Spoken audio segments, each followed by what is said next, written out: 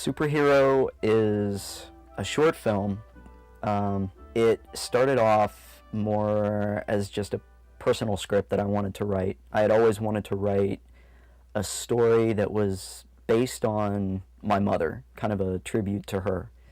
And I just couldn't find the right angle. And one day this idea just kind of popped in my head. I had moved into a new place and my bedroom had been painted red and blue for some reason. And it reminded me of, well, Superman. Just thinking about comic books and with all the comic book movies that were coming out at the time, and just thinking a lot about my mom and everything. And I woke up one morning in this blue and red painted bedroom, and she was on my mind, and it just started, it kind of spawned from there with the whole comic book element. And I sat down and just started writing this first scene, which turned out to be the opening scene in the film.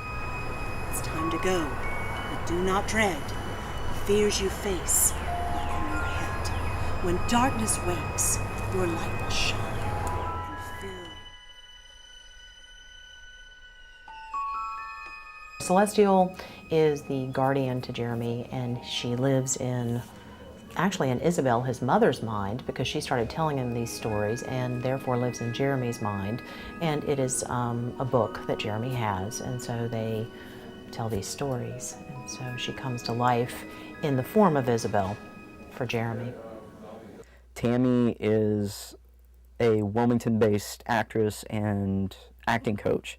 She had a lot of the same mannerisms and attitude and sort of an innate motherly tone that I don't even think she realized that she had. I read the script and was really happy to be involved with it. And then knowing Langley's story and how much his mother meant in his life, and doing this in honor of her is a great honor for me to be able to play the mom. I always said from the minute that I met her, if I ever write a story that involves my mother as a character, it will be Tammy that plays it. Okay, I'm gonna dry my eyes, and then if I can get you guys in, I'm gonna block you. Sorry, are we holding things up? I lost my mom when I was still fairly young, and so it was very important to me to be able to tell a story that was factual in the sense that I wasn't betraying her memory and what she actually had to go through. First of all, the young guy that we have playing Jeremy is a charm of a human being. He's just a sweet little guy. He's a very genuinely caring, sensitive, bright child. Race came in, and there was just something that he brought to the camera. There was just something about this kid that you wanted to watch. He just looked so childlike and so friendly and warm, and it was exactly what I needed for Jeremy, for the audience to kind of, the audience kind of has to fall in love with Jeremy from the very beginning.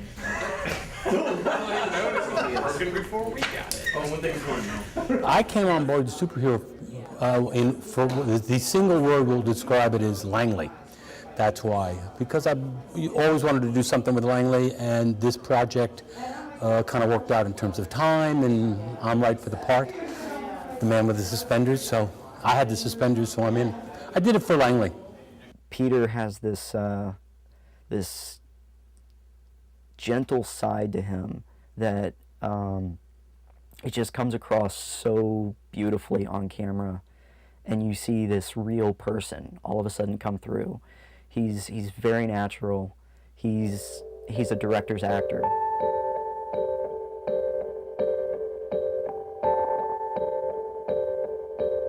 I was diagnosed with cancer at 11 months. They called my mother, and she had to drive me about two and a half hours north in the snow and ice to get me to the hospital. And I spent the next 2.5 to 3 years in and out of the hospital with chemotherapy and radiation treatments. I was probably about 3.5 when the radiation was able to, I guess, put the cancer cells into remission, and the tumor, from what I understand, just wasn't there one day. It got smaller and smaller as the treatments went on, but the doctors didn't even expect it to just disappear like that. It was a miracle, straight out of the doctor's mouth.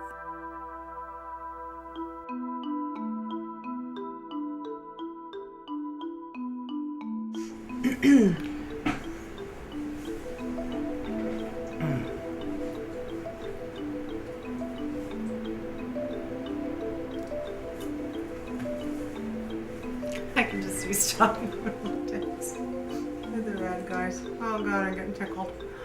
Oh, don't you even get me started. I wanted to do something with a lot of simple, clean lines and just showing, like a beautiful wingspan on the mask. And when I came up with that, that's when we started to really get excited and ideas just started bouncing off our heads. And after that, I drew it up and I started sculpting the mask. And after I sculpted it, you have to prepare it for molding. And molding the thing took 6 hours. It's a very long process. And then I had to cast it. That took about 3 days. So I just got it finished this morning, actually. So ready for filming. Even though I have this mask made out of latex, I use a filler called Cabasol, which is pretty much like a ground up fiberglass. And whenever you add it to something that has that's a liquid, it kind of adds air to it, adds a fluffiness, makes it dry faster. It's like a little secret. It's got epoxy on it. And they use it in boating a lot.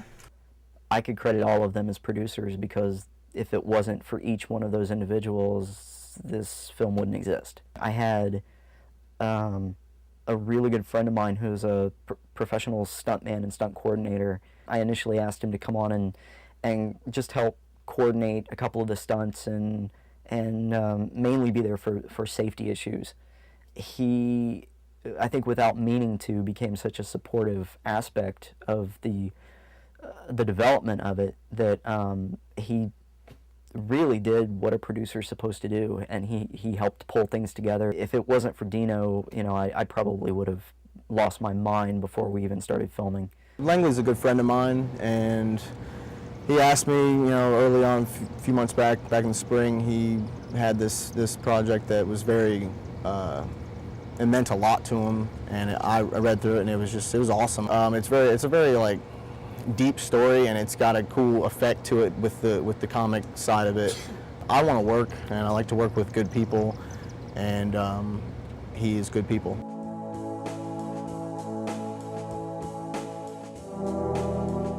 We knew going into this project that it was ambitious.